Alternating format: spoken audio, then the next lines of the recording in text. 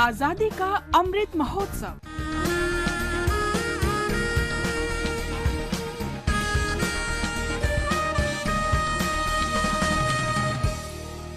Azadi Ka Safar with AIR News, Birth of a Nation. India's glorious freedom struggle is one of the greatest struggles the modern world has ever witnessed. AIR News brings you a glimpse of this struggle every day.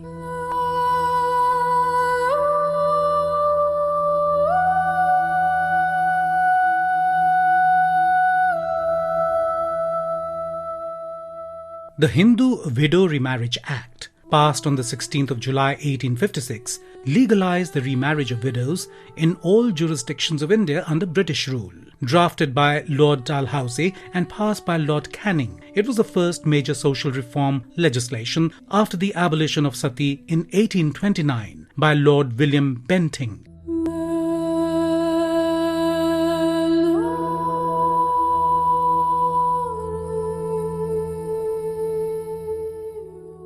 Polygyny and child marriage were common practices in Bengal in the early decades of the 19th century. Girls were typically married off at a very early age and often to much older men. Consequently, young widows came to constitute a large proportion of the population. These widows were typically condemned to a life of harsh austerity. A number of social reformers tried to address these issues.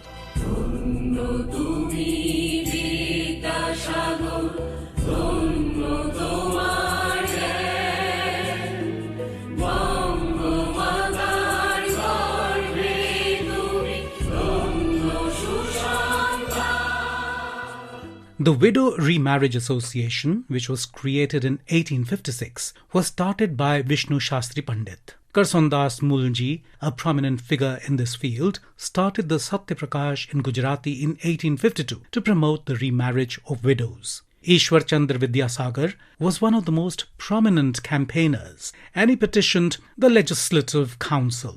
On the 4th of October 1855, Vidyasagar sent a petition signed by 987 individuals to the government and subsequently organized an extensive campaign. Vidyasagar used Vedic literature to demonstrate that the Hindu faith permitted widow remarriage.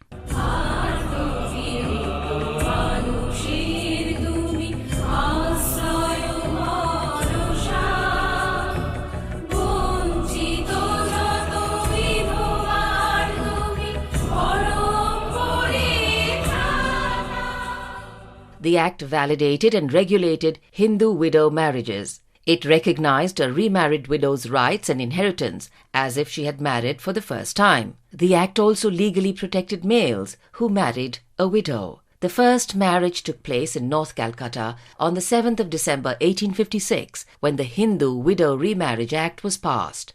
The groom was Ishwar Chandra Vidyasagar's close friend's son.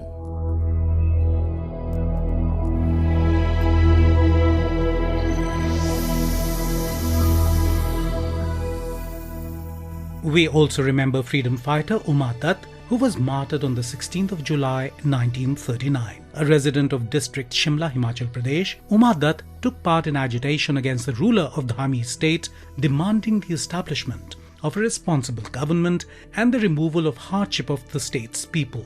On the 16th of July 1939, when the people were demonstrating with the national flag, suddenly the state police snatched it away and set it ablaze. This act caused a mass fury and resulted in the police firing on unarmed agitators.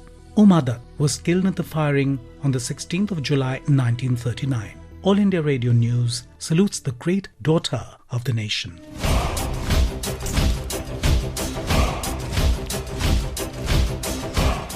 We also remember independence activist Seetal Singh, who took part in the First War of Independence in 1857.